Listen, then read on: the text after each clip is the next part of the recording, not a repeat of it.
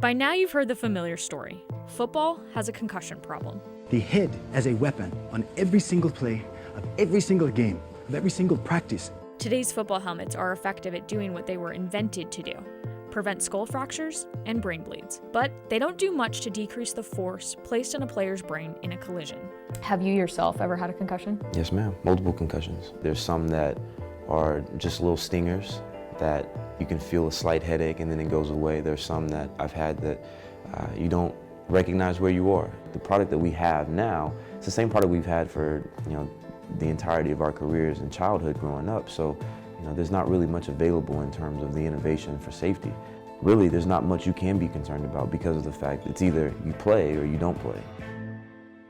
That's where VICIS comes in, a startup that's turning helmet design on its head. We've completely redesigned the helmet from scratch. Linear forces are less likely to cause a concussion than rotational forces. What we wanted to do was try and address rotational force and reduce the energy that came to the outside of the head.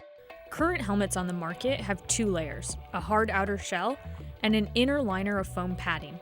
The VICIS helmet has 4 layers. The helmet works much like a car bumper, crumpling to absorb force before it can reach a player's brain. We wanted to employ some of those principles that have been used in automotive safety. The idea of a crumple zone or bumper, a helmet that yielded and therefore slowed impact forces before they reached the head and brain.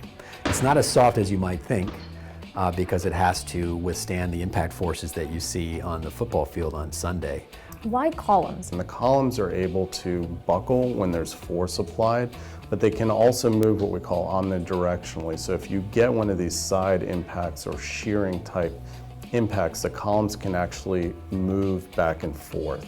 And so by doing that, they can absorb these rotational type forces that occur.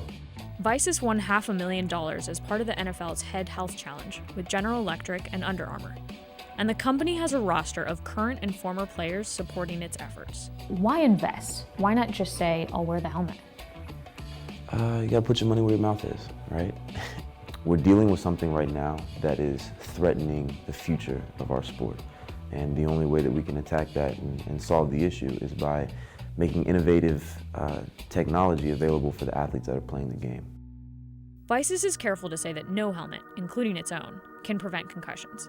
In fact, experts don't fully understand if there's any way to prevent concussions, period.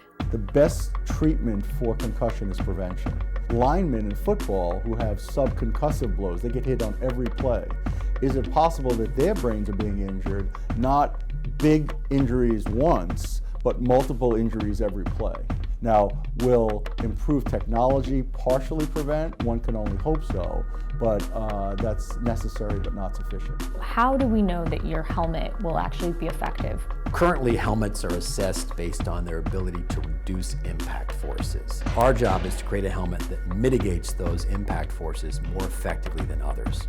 How that translates to concussion risk, we don't know. Right now, we can demonstrate and prove that we can reduce impact forces, and we can do that better than any helmet on the market.